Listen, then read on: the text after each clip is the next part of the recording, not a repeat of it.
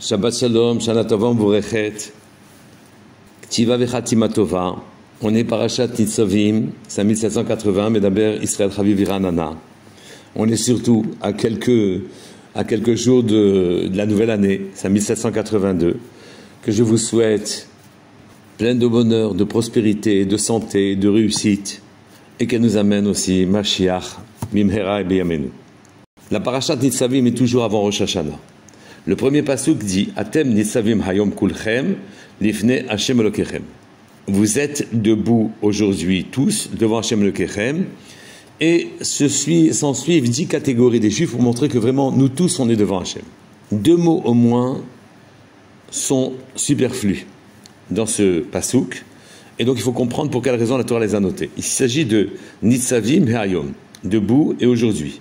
Si c'était seulement écrit Atem Kulchem Lifne Hashem Elokechem, c'était suffisant.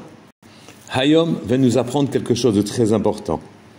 Le Zohar HaKadosh dit Kol makom shenehemar Hayom ou Rosh Hashanah sheu Yom Adin. Chaque fois qu'il est écrit Hayom avec un Hei Ayediya, qui veut dire le fameux jour, Hayom Harat Olam, Hayom Trilat Maasecha, aujourd'hui, c'est le début de tes œuvres qui rappelle le premier jour. Et naturellement, est confronté à cette même date à chaque fois, le projet tel qu'Akadosh Baruch Hu le voyait au début des temps, et le degré de réalisation auquel nous nous trouvons, le niveau de réalisation de son projet auquel nous nous trouvons aujourd'hui. Et les psukim poursuivent, les ovrecha bibrit Hashem Elokecha, ou be'alato, Asher Hashem Elokecha koret imecha hayom. Pour quelle raison on est devant Hashem aujourd'hui? Pour finalement passer sous son alliance, s'allier avec Hashem, Hashem ton Dieu, et prononcer le serment qui nous lie à lui. Vous savez très bien qu'à partir du moment où il y a une alliance, on est obligé aussi de prévoir les défaillances. Et que donc toutes les malédictions qui ont été dites dans Kitavo, au bout du compte, font partie du contrat. Il n'y a pas de contrat dont on n'est pas prévu les défaillances et les amendes que l'on paiera si jamais on ne répond pas à nos obligations. Donc toutes les malédictions en vérité qui sont dites ne sont pas dites pour être appliquées. Elles sont dites pour nous faire comprendre que c'est très sérieux notre alliance avec Hachem et qu'il faut faire très très attention à notre vie qui nous permet de réaliser cette alliance. C'est ça que vont dire par Allah, Alato. Allah, c'est un serment que l'on prononce sous lequel on se met sous le coup de malédiction, on se mettrait sous le coup de malédiction si jamais on ne répondait pas à nos obligations. Donc, en vérité, ce jour-là, on passe devant Hachem pour pouvoir entrer dans l'alliance. Et donc, ce sur quoi on est jugé, ce n'est pas sur les fautes que l'on a commises, mais on est jugé en vérité sur notre aptitude à être un allié d'Hachem, à être en alliance avec lui, sur notre aptitude à passer un pacte avec lui, à faire ce qu'il souhaite, à penser ce qu'il veut qu'on pense, à dire ce qu'il veut qu'on dise, sous la menace de problèmes si jamais on ne le faisait pas. Cette aptitude-là, c'est le jugement que l'on passe le jour de Rosh Hashanah. Hayom, dit le Zohar, c'est Yom Adin, jour de jugement. Le jugement porte sur notre aptitude à être l'instrument d'Hachem pour construire son monde, pour dévoiler la majesté de sa royauté dans l'année à venir, dans le nouveau cycle. Mais si l'on veut être un allié d'Hachem et vivre en quelque sorte dans son monde et sous ses commandements, et en le prenant comme roi, alors ceci implique une révision de notre manière de penser, de voir, de réfléchir, notre manière de parler, notre manière de nous comporter. En un mot, faire ce qu'on appelle teshuva.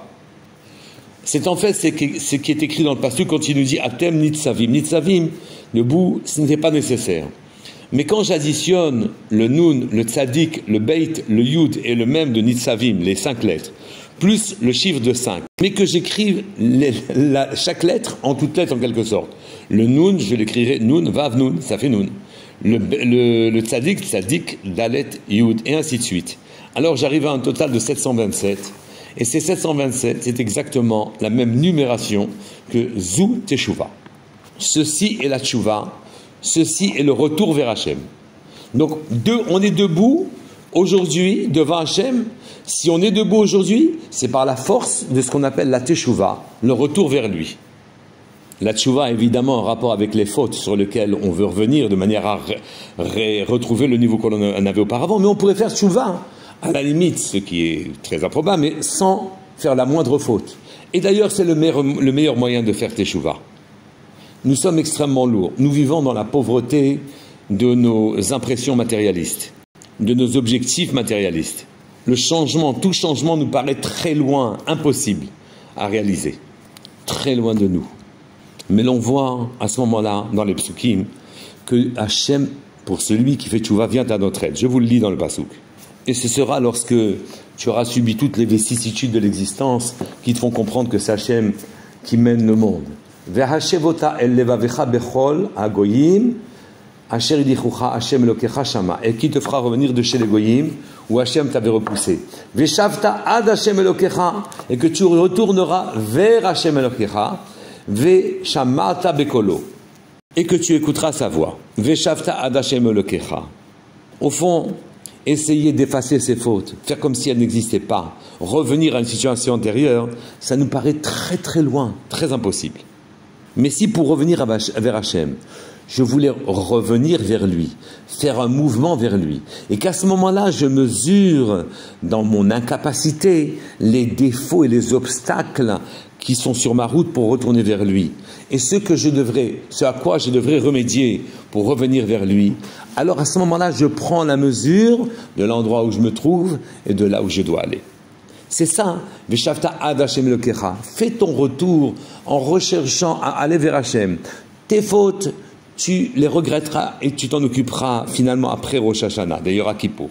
Mais maintenant, retourne ad Hachem elokecha, jusqu'à lui, et demande-toi ce qui te manque pour te rapprocher de lui comme qualité.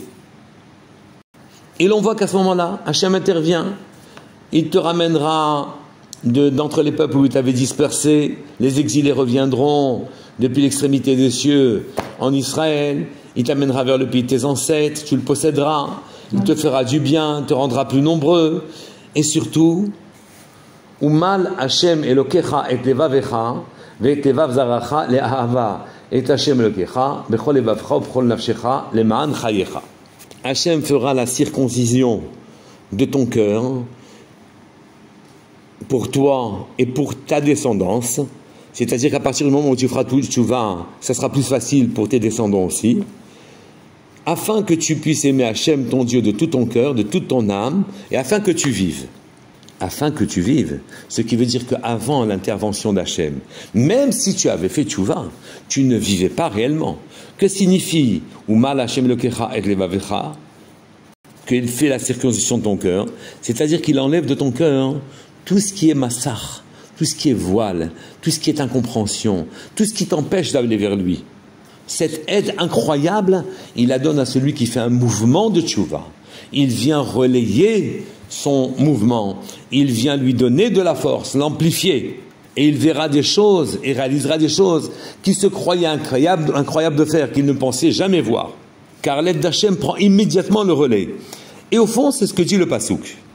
Ki ha-mitzvah azot, asher anochi metzavecha hayom, cette mitzvah que je t'ai ordonné aujourd'hui de faire, teshuva en quelque sorte, lo niflet hi memecha, elle n'est pas hors de ta portée. Velo rechukai, elle n'est pas loin. Lo bashamayim hu hi, elle n'est pas dans les cieux, pour que tu dises, mais qui va monter la chercher pour nous, pour la prendre? Et aussi, elle n'est pas, mais vers la yam, au-delà des mers, pour nous dire, mais qui va traverser les mers pour nous l'apporter? Ki karov elecha hadavar, car la chose est proche de toi, mais très proche de toi, mais picha ou bilvafra, la asoto, c'est par ta bouche et par ton cœur que tu pourras la faire. Faire tchouva, effacer ce que l'on a fait, c'est bien au-delà. C'est comme si c'est aller quasiment au-delà des mers, c'est aller au-delà des cieux. Au-delà des cieux, ça veut dire que c'est céleste, ça dépasse toutes les choses terrestres. On ne peut pas effacer ce qui a été fait, on ne peut pas se rapprocher d'Hachem.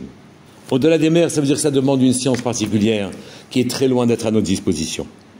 Tu peux la réaliser par ta bouche et par ton cœur. Et ici, on doit comprendre quelque chose de très particulier. Ce qu'est un homme, un homme se résume à ses sentiments, à ses pensées, à sa parole. C'est là toute sa personnalité. Il peut croire qu'il se résume à être ce qu'il est physiquement. Et là, alors à ce moment-là, la teshuva, le retour vers Hachem, lui paraît quasiment impossible. Comme au-delà des mers, au-delà de toute, il faut une grande science pour y arriver, ou bien même au-delà des cieux. La Torah ici nous apprend que par les paroles que prononce notre bouche, la portée que ces paroles ont dépasse les cieux.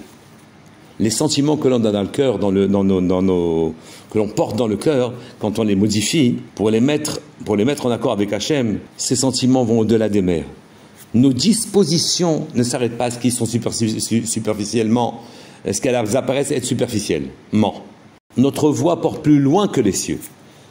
Nos sentiments vont plus loin que tout ce qui est terrestre.